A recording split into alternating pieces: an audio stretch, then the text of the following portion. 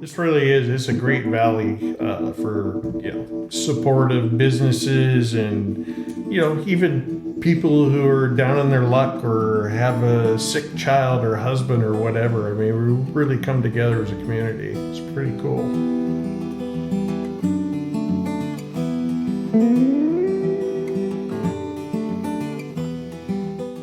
As you know by now, Old Spiral Podcast loves our local wineries.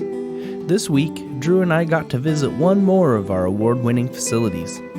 Owned by couples Jeff and Barb Ebel and Mike and Coda Yates, Vine 46 has made its way from a garage to winning their latest award as the Idaho Winery of the Year from Wine Press Northwest. From their first award to the impressive amount of gold and platinum medals displayed at their Newberry Square location, Vine 46 is full of potential, and of course, full of great tasting wine. Join us in our interview with Jeff and Barb Ebel and learn more about this local gem.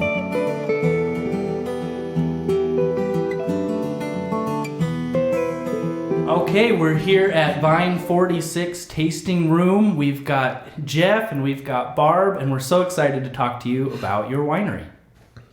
Well, we're excited to have you. Good. Drew's here too. Of course. Always.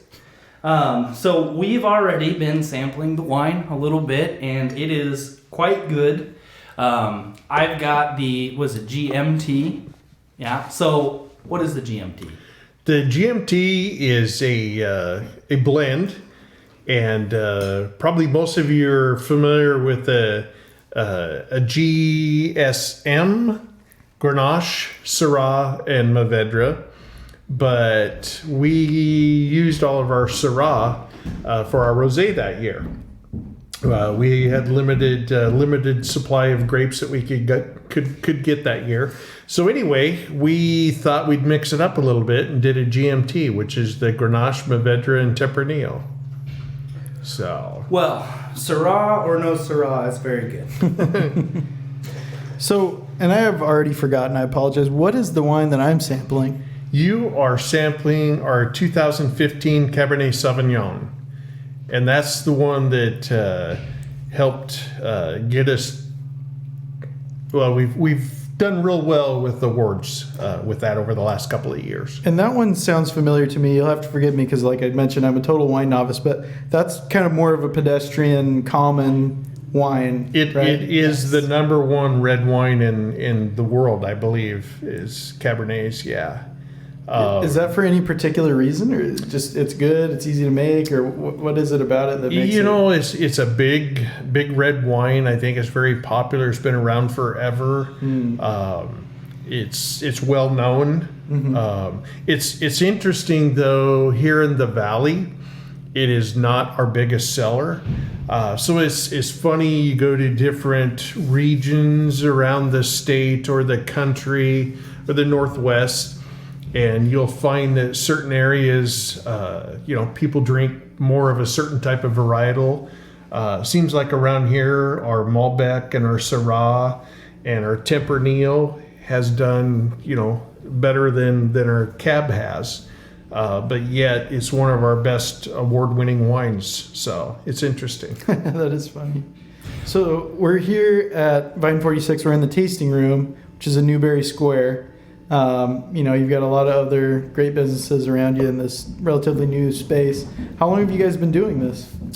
We started the winery in 2014. And I don't know if you want to go into how this kind of got started. Absolutely. So it's kind of a long story, so it's a good thing we have a lot of time. My current partner, we used to make beer together years ago, and that was before kids were born, and so we made a lot of beer, a lot of good beer. And as soon as the kids came into the picture, we all got busy doing other things, and so we kind of parted ways as far as making beer. And in the meantime, Mike hooked up with some other friends of his that were making wine, and he got into the winemaking. and they were getting their grapes out of the Prosser area, and he was making some really good wine. And probably 10 years later, I hooked up with a friend of mine who our kids played basketball together, and he had a little vineyard over in Clarkston, about 120 plants, as well as Mike did too, up in the orchards. So anyway, I started making wine with this friend of mine from Clarkston, and I think we were making some pretty good wine, and kind of a roundabout way. I am a remodeling contractor. And so I get my granite from Granite Concepts, a local shop. And I was in there one day, and I took a bottle of wine to the owner. And he really liked it. And so anyway, for some silly reason, the wheels started spinning in my head. And it's like, why couldn't we turn this into a little, garage wine? Just make a little wine, sell a few bottles. And so I approached Chad about that, and he said, yeah, or he thought about it for a while, and he said, yeah, let's do this. So we started thinking about how we were going to grow the business, or how we wanted to get started. We realized we wanted to do like 5 partners. So originally the business, the winery, started with 5 partners. And so right out of the gate, we entered our first 2014 wines in wine competition down in Boise area, and kind of waiting around for the awards. And anyway, we ended up taking a double gold best of class for our 2014 Cabernet Sauvignon. Hey, that's not so bad. Yeah. And it's like, holy cow, it's like setting the bar pretty high for, just right out of the gate. Would we ever be able to do this again? And we've been very fortunate that most of our wines have taken some pretty prestigious awards for us around the Northwest. And so back to the owners. So we started out with 5 partners. After the first year, one of the partners decided that they wanted out. Just too busy for them at that point in their lives. And so in 2019, our other partners decided that it was time for them to move on. And so Mike and I and Barb and Coda are buying the other partners out. So it's just the 4 of us now. The other partners all had younger kids and got to that point in their life where they were busy raising kids and doing all the the fun things you get to do. And we were past all of that, and so we're into the whole grandchild mode now. Absolutely. So well, that's a good time to do it for sure. Yeah. So we are in, like Drew said, Newberry Square, but you have another project going on just behind us, correctly? We do. Correct, right? Yeah.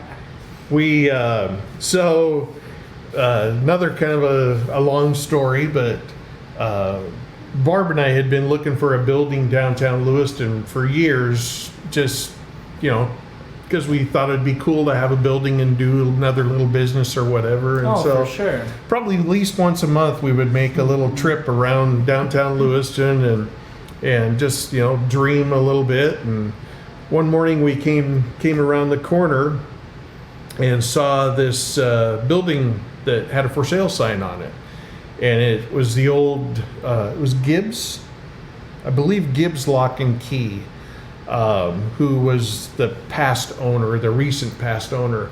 But before that, it was actually the service garage for McMonagle Chevrolet that was across the street. And so anyway, we came around the corner, saw this for sale sign. I instantly called Mike and said, hey, this building's for sale. He came down and looked at it either that evening or the next day, and within 3 days he closed on the building. So it was just screaming winery. So anyway, we've been working on this since 2014. The first couple of years was mostly demolition, just gutting all the garbage that was in there, And the last 5 years has been putting it together, and we all have day jobs. Yeah, when you got another job and you're trying to sell wine and make wine and coordinate all that stuff, of course it's going to be a slow process. Yes, it has been. Yeah, Definitely a labor of love. We kind of nosed around over there, and it looks pretty cool so far. Obviously, it's not done, but eventually, are you looking to move this space over there, or are you going to maintain both spaces? No. So the tasting room will move over there. The tasting room probably will be the last thing to move. We'll move everything else over first, and then because we don't want to stop any sales before that. So then this will be the last thing to move over, I'm sure. So all of our processing is still out at Granite Concepts in a separate shop that they have. So that's where we're storing it, and it's quite a process to. It involves the TTB, which is the federal government, and then the state governments, and then of course the county and the cities. So this all has to be coordinated. You get a very narrow window of opportunity to move, and so that's where we're at right now with the process. So in storing that stuff there, does it complicate things further since it's at another business? Does the government care about that, or does it really matter so No, as long as you have to declare all that. You have to jump through all those hoops, essentially, when you first start the business. And so, we're all permitted and everything to be there. And that used to be our tasting area. And then we had to go through the whole process with the state, especially to move into Newberry Square, and everything has to be inspected, new licenses, and so nothing's easy. No, Gotcha. why would it be easy? Yeah. Nothing worth doing is easy. There you That's go. accurate. There you go. Well, where does the name Vine 46 come from? Yeah. That is a great question, and probably one of the most commonly asked questions. Obviously, vine, you all know what vine means, but the 46 is the 46th parallel that runs through this area. And the kind of the common denominator for us, it runs through the vineyards we sourced from in the Mattawa area. Oh, perfect. And then also it runs through parts of Italy and France. So it's kind of a cool common denominator, I guess. Oh, Yeah, that is a really absolutely. cool connection. Yeah. Yeah, I've heard many times that we have a really great area for grape growing, but I didn't know it ran through the same parallel. Yeah, that's interesting. And you mentioned before awards. You recently have won a new award, which was what? Could you tell us about that? Well, yeah. So this was quite a surprise for us. We found the news out in January and had to keep it kind of under wraps. We couldn't talk about it. And as I said in my little video on Facebook, it was the hardest secret I've ever had to keep in my life. But so a big promoter of wine competitions in the Northwest is Wine Press Northwest, a magazine out of the Tri-Cities area. And we were chosen to be the 2021 Idaho Winery of the Year. And so it was quite That's such an honor. Yeah, it was very much an honor and quite a surprise. And like I said, that I mentioned that double gold that we started with in 2014. It's like, God, will we ever be able to do that again? And now all of a sudden you're 2021 Winery of the Year in Idaho. And Gosh, that's got to feel so like, good. Yeah, like I think we're pinching Yeah. ourselves. It's like, is this real? Is this really us? yeah, it's pretty. Well, your picture's in the magazine. Yeah, I know. It's been a pretty crazy journey. One, like I said, starting out, we never expected, it was just going to be a little garage wine, and there's so much to it that you don't realize. We've had cruise ships come in town, and we've had kind of contracts with them that we do special tastings and pairings. At 8:30 in the morning. Oh, that's nice. And yeah, okay. That's yeah, it's really kind of nice. funny. So we had Which wine goes best with scrambled eggs? Yeah, there you go. Yeah. It was a lot of fun. You have post trips and post and pre. So anyway, they come into town the night before they go on the trip, and which is a Sunday. So those were the pre-trip, and those were our. Was that Sunday or was it Tuesday? I'm sorry. Well, too much wine, obviously. Yeah. I can't remember. Now I don't honestly. remember if it was a Sunday and a Tuesday, but anyway, It was a Sunday and a Tuesday. it was a Sunday and a Tuesday. So anyway, one group would come in at like 8:30 in the morning, and funny enough, those were the ones that were getting ready for their trip. They were just starting the journey, and those were our biggest wine drinkers. The ones who came in at 4:00 in the afternoon on Sunday, who had just finished the trip, it's like they already spent all their money and they were tired and kind of ready to go home. But it was a lot of fun. So anyway, those and the fundraisers, that we're involved with, and there's just so many other aspects that we never envisioned, and it's taken on a life of its own. So. It's been a pretty cool journey, though. Absolutely.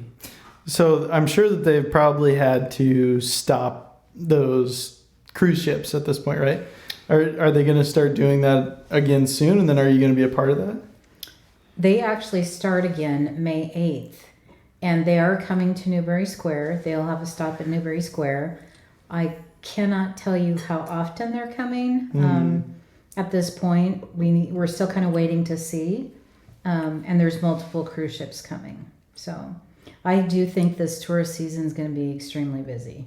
Yeah, hopefully so. Everybody's kind of been cooped up and probably wanted to travel. So now hopefully they're able to do that. But yeah, like Brian was saying, it's crazy how much exposure those little cruise lines could give a place like Lewiston or a small business. I was flying back from JFK once. And I was sitting next to this little old couple, and I said, "Oh, where are you guys headed?" And they said, "Oh, we're headed to this place called Lewiston, Idaho." I said, "No kidding. Well, that's where I'm headed."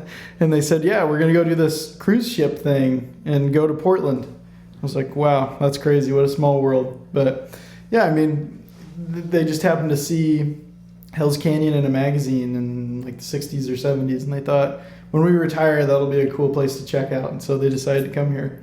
That's exactly the people that are coming to the valley. They a lot of them have already been on the Caribbean cruises and whatnot, and so they want to go explore new places. I think the whole Lewis Clark expedition experience is part of their reason for coming here, and it's interesting because they're kind of expensive cruises, and it's pretty amazing that they are booked as well as they are. I mean, it's a big thing, and this next round is going to be kind of fun because in the past, in fact, until COVID hit, it was very limited, the amount of ships coming to town or what they could or couldn't do. The last round, so it would have been 2019, they set up like, I don't know how many wineries, but we were one of them. I think maybe 3 wineries. And so these people got to choose, well, I can either go up Hell's Canyon or I can go on wine tasting or blah, blah, blah. And so anyway, they had this itinerary that, that they stuck to. And this time around, they actually have what they call a hop on, hop off. And I guess they did last time, but not quite so much involved as it is this time. So now they'll have actual set times where they drop you off and they circle back like every half hour or hour, and you can get on, or you can still stay downtown and walk around. And so it's going to give them more freedom to explore other businesses and have That's a little. such a cool thing to do. It is. Yeah. It is. It's going to be good for the downtown merchants for this coming season, I think. Yeah. Well, they need all the help they can get. Absolutely. For sure. Yeah. Hopefully people held on to that stimulus money and they're ready Yeah. to spend it here. That was kind of the downside. I mean, downtown Lewiston, we could feel some momentum before COVID hit. I mean, it was starting to turn around. Things were happening, and so it set everyone back. But in looking at what's going on in downtown Lewiston right now, we're very excited. commercial buildings are selling right and left, and some of the proposed projects before COVID are moving forward, and so it's very exciting, especially knowing what Walla Walla used to look like and what it looks like now, and kind of the same thing for Lewiston. Yeah, well, we've got such a good community too. I'm glad to see throughout COVID there was still a lot of community support, which was nice. Very much and so. hopefully we continue to see that moving forward, and I'm sure we will. Yeah. Yeah, we got to interview the guys from Elevate LCV, which was a cool little, I don't even know what you call it, a group of philanthropists. Support the community. They do some great things in the community. Use social media to do it. It was neat. Yeah. We need more altruistic people doing that type of thing, which is great to see. This really is. It's a great valley for supportive businesses, and even people who are down on their luck or have a sick child or husband or whatever. I mean, we really come together as a community. It's pretty cool. Yes, it is. It's awesome. The one I remember first, I think, was the Jackson Baldwin. Yeah. That was the first one I remember where that all happened and was sad, but I just saw the whole community get together, and it's just a thing now. That was kind of around we talked that my daughter and Mike's daughter went to school with you, were around the same time, and Jackson was... He was younger. He was younger, but I mean... I was right around that age where I started to notice things. So it really hit home for all of us. It was a tough deal for everyone. And but it's pretty cool there again to see how the community came together, and it's still going. Yeah. So, well, obviously you mentioned that we went to school with your kids, but have you always been from the valley? Did you born and raised and all that, or? I was born and raised here. Barb moved here in 5th grade. 5th grade. Mm-hmm. Oh, from where? From Missoula, Montana. All right. Yeah. I'm a Montana girl. Mm-hmm. Do you fly fish? I do not fly fish. Drew's the fly shop. She told me she did, and that's why I married her. My dad took us trout fishing. Yeah. Yeah. But, yeah, and then I moved away after graduation and came back, and then Jeff and I got married. We, he was retired by the time we were there, but anyway, we had a high school math class together, and I sat behind her, and it was love at first sight for me, not so much for her. But I wore her down, and he was a pest. We're going on celebrating 40 years in August. Yeah, congratulations. Shows you what persistence can do. Yeah, that's right. What's really funny is my mother told me, he drove me crazy, and my mother told me, she laughed and said, you're going to end up marrying him, you just wait. Oh, mothers. She couldn't find anyone else. So. No.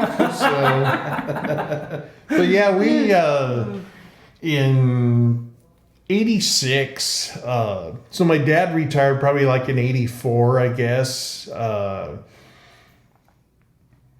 thereabouts, and that's who I worked for. And so then I started working for my brother, doing the same work, building houses and remodeling. And he got remarried and was moving to Minnesota, and the economy was kind of turning down. I wasn't ready to start my own business, and so we decided to move to Seattle in 86. Mm-hmm.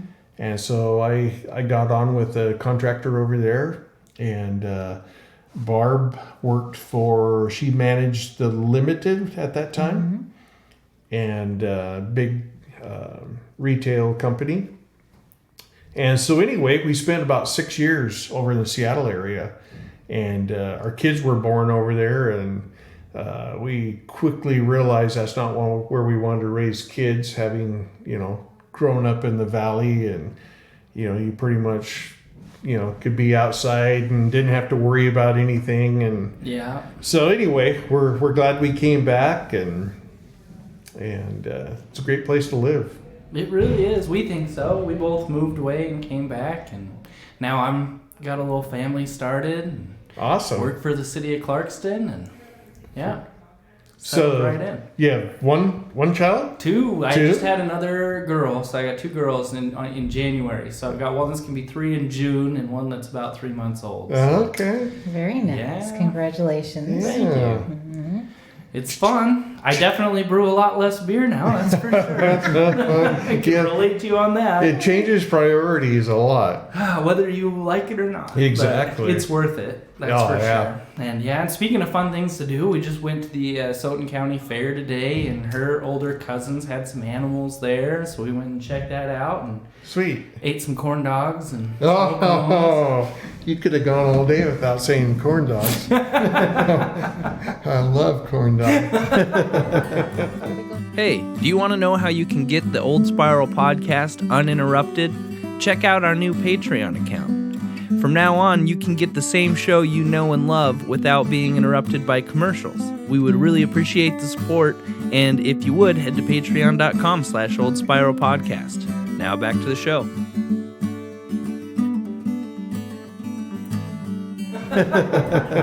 We go to the fair just for corn. Yeah. And curly fries. Stacks of curly Oh fries. yeah, I don't know how they get them in that nice square, but it must be just a little bit of oil. Yeah. Yeah. It's healthy oil, though. You know that. Yeah. Now It's I from need vegetables. Did they have a good turnout at the fair? Oh man, yeah, I had to park all the way down just off of 2nd Street, and we walked up all the way up to the fairgrounds. Wow. Nice. No, it was good. Good. We had a really Good for them. turnout. That's Like great. you said, I think people are ready to get out and, Yeah. and Like enjoy some life. like Brian mentioned, I'm in the fly fishing industry, and so Okay. I constantly see. I mean, our sales for every category is just doubled from last year to this year because everybody's just ready to get outside Yeah. and do something. Yeah. Well, that's exciting, and on kind of that same note, we have a lot of people coming in from outside the valley, especially from Washington, because we're a little more open here than they are in Washington, but we had a group last weekend that was here to golf, and they came into the tasting room, but they were camping out at Hell's Gate State Park, and they said that from here to the end of the year, that the park was booked.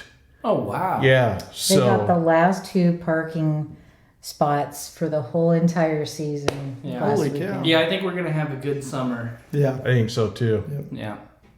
Yeah, it's going to be great. And I mean, like you said, I think more and more as time goes on, people are going to start to realize Idaho's pretty cool, and they're going to want to come check it out, which Yeah, is cool, but at the same time, yeah, exactly. To an extent, we want to see it grow and flourish, and local businesses prosper and bring back Main Street. But we also really like our low housing and costs and all that stuff. Absolutely. The more infiltration we get, we'll see those housing prices go up. Which, that's right. to me, as long as building costs go back down, that's all right It's for me. so, crazy right now. Yeah. Absolutely. I just saw one on Facebook the other day. I sent my daughter. It's pretty funny, but it showed a camp trailer, and you step out the step of the camp trailer, and there was this little tiny landing made out of wood, and the caption was, "Just built my new deck.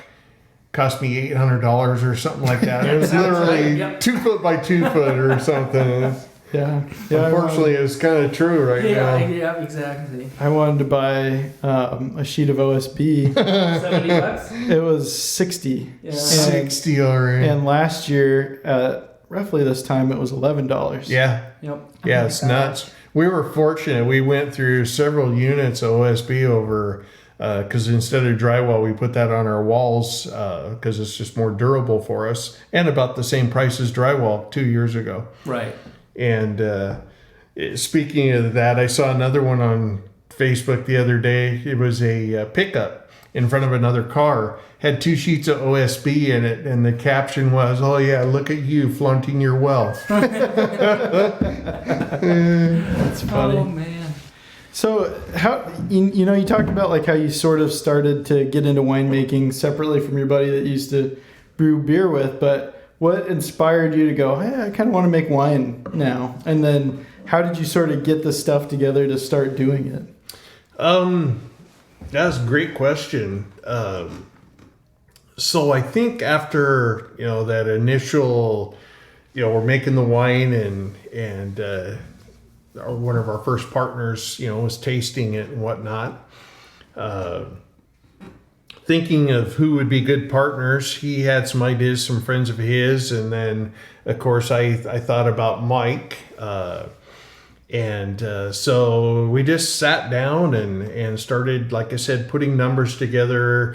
For the first 2 years, about every 6 months, we had a cash injection into the business, and we were very fortunate after our first release in 2016 that the winery started paying for itself.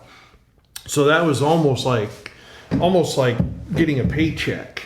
Well, I guess in reality it was. It wasn't. Yes, not putting money in. Yes. Yeah, so then it was kind of left up to Mike and I to run the wine end of things, and so I guess the part I didn't mention is our daughter married a gentleman whose aunt and uncle have a vineyard in the Mattawa area. It's about 3 hours from here. And their son runs the vineyard. And so anyway, we made the connection and we bought a few grapes from them.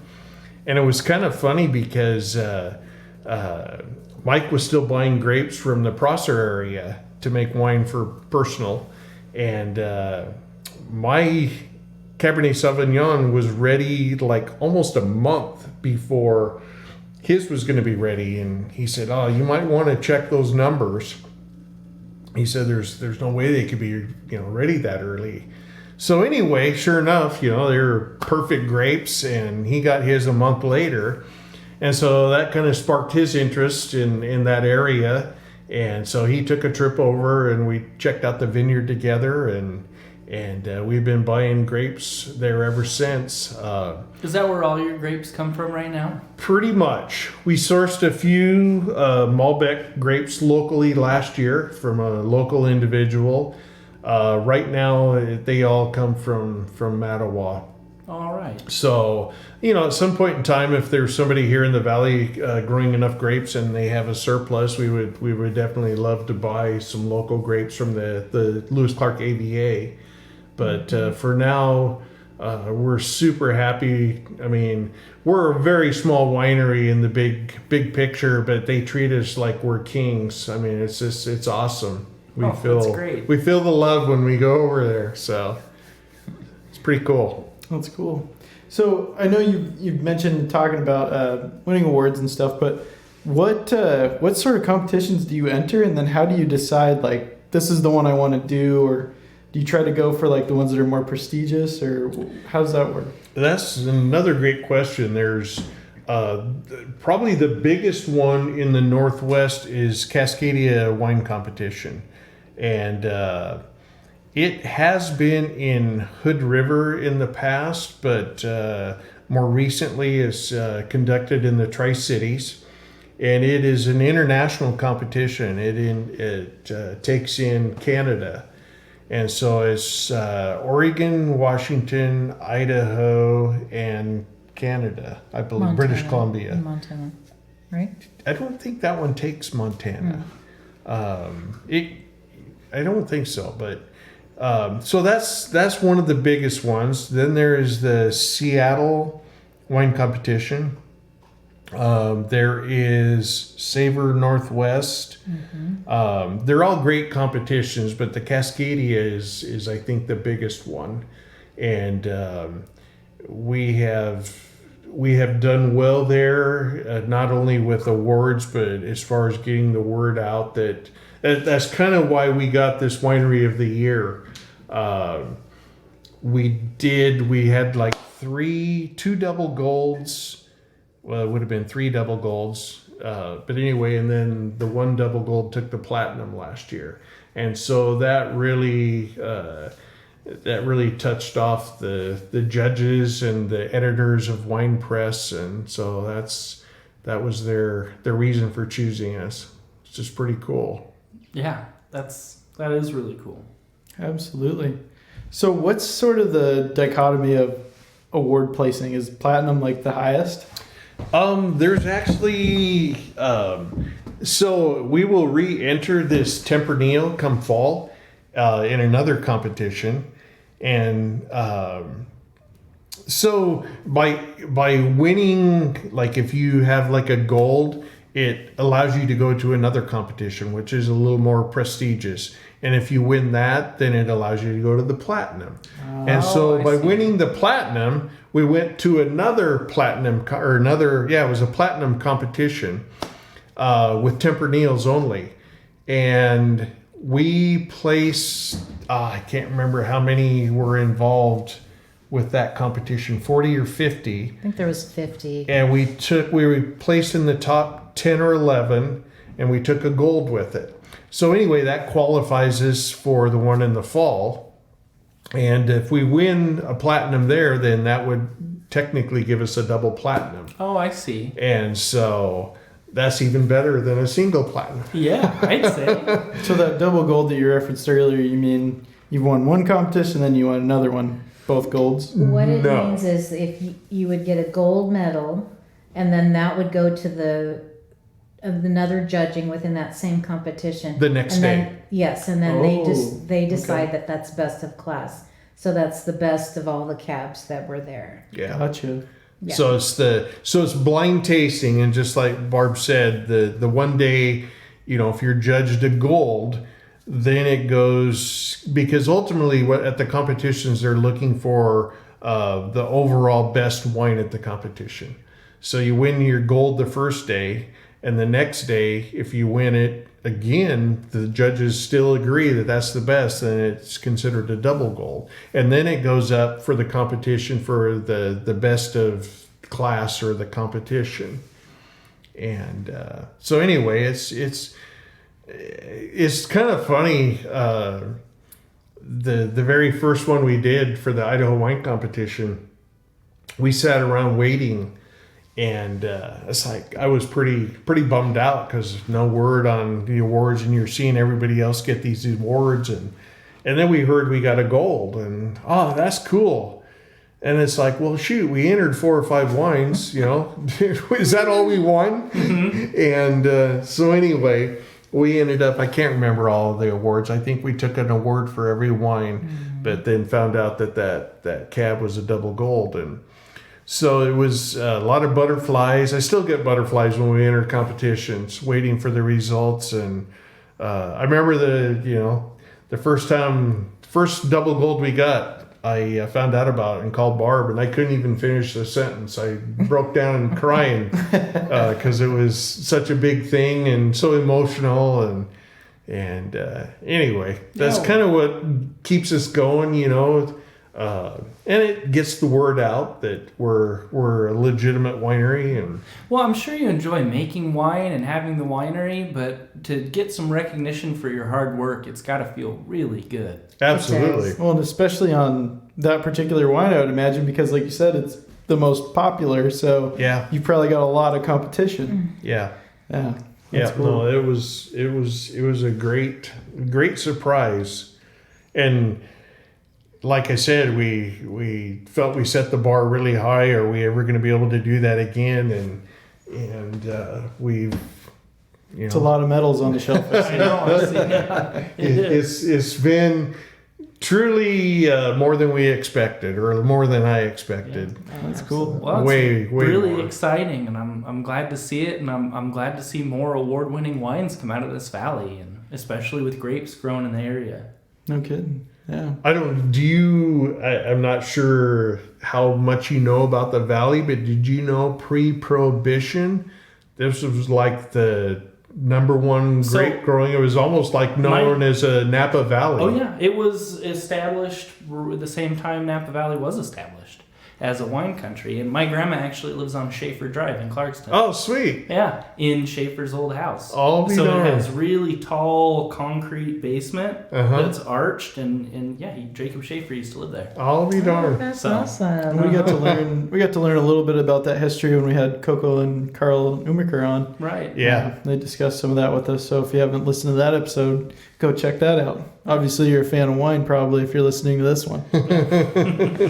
Yeah, it's pretty interesting, the history of the valley, and it is such a great growing area. There's so much history too, but yeah, with grapes, I mean, the people came over here and they're like, "Oh, this is like France and Italy. I Yeah. bet grapes could grow," and sure enough, Yeah, yeah, they did really well. It was a shame they had to stop it all, but it's Right. It's very cool. And you mentioned Carl and Coco; they've done a big part of bringing that history back to life here in the valley, and they too have set the bar high. And I think we all yeah. kind of look up to them and don't want to let them down. Well, you've got someone with a degree in viticulture and someone with a degree Yeah. in soils. That's a powerhouse, right? Yes, they are. They're loaded on science. But So speaking of grapes, how do you determine what wines you're going to produce? Is it a same set of wines every time, or does it just depend on availability of what's going to be harvested? That's it's kind of all of the above. Kind of depends on what our inventory is looking like, what the consumer is looking for, you know. So if we have a lot of inventory of one particular varietal, we'll not do that, 2 years in a row. That's kind of the hard part, because everything we do is 2 years from now. So, it's kind of speculation a little bit. White wines and rosés, you turn around, you can turn those around in 10 months or a year. So it's not so much on that, but, so the reds, but, we typically, our Tempranillo, this first release that we had, that we make Tempranillo every year, but we typically use it for blending and topping purposes because it's a very soft wine. It doesn't have real strong characteristics.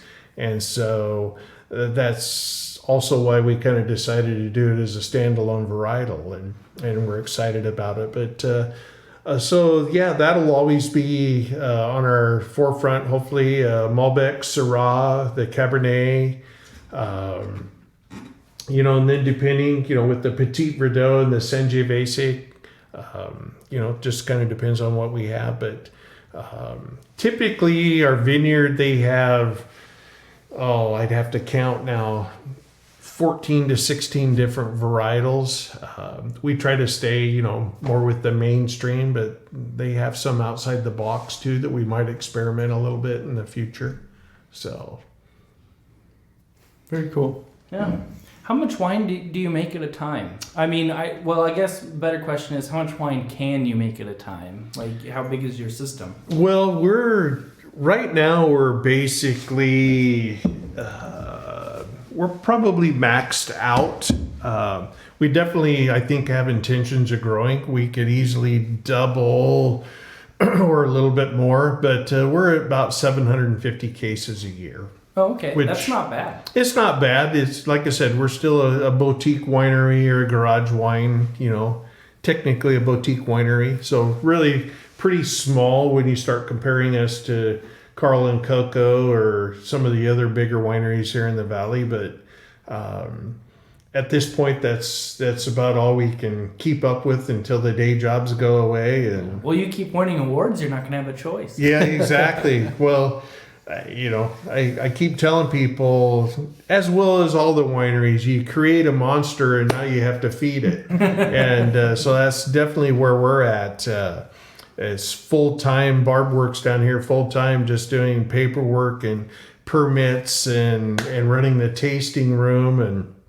And it has gotten to that point where it's taken more time. I think that's part of the reason the other partners also decided that it was time to get out. They didn't just have the time to put into it, and Yeah.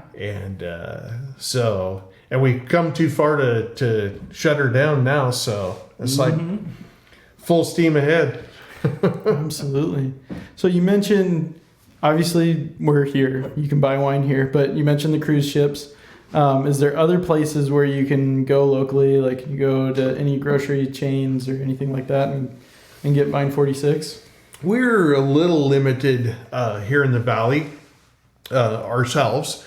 You can find us at Smokes and Suds up in the orchards, Prime Land or CHS Prime Land on Snake River Avenue. Groundworks Brewing carries almost all of our wine, and they do a real good job of it.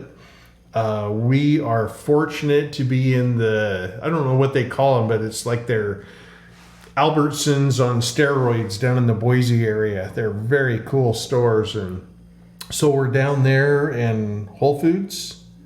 Not in Whole Foods right now. We're in both the big Co-op. Albertsons, the 2 co-ops.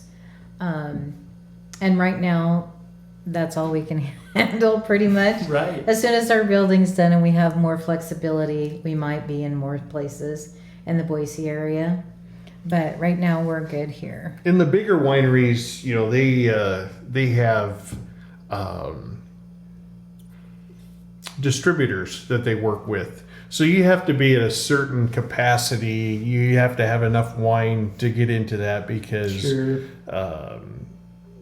you know, you have to have a lot of volume because you give a certain percentage away to the distributors and with the discount to the wholesaler and whatnot. But, you know, down the road, you know, if we ever want to get that big, that's something we could explore. But as it is, we self-distribute. So when Albertsons calls for an order, you know, it's like, you know, it could be a case or 3 cases. And so, you know, you got a little trip to Boise to make, and which the last one I made, I went down and back in a day, and I think I left at 4:00 in the morning, and anyway, got back that evening, and it was actually a lot of fun.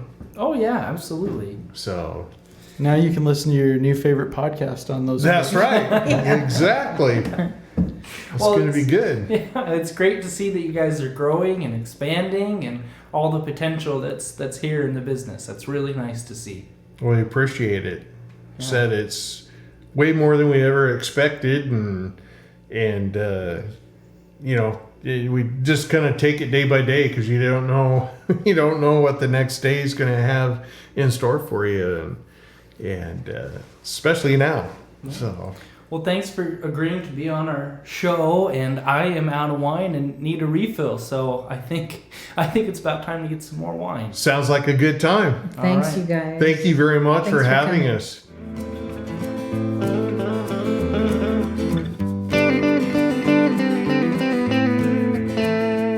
This episode of the show is brought to you by our Patreon subscribers.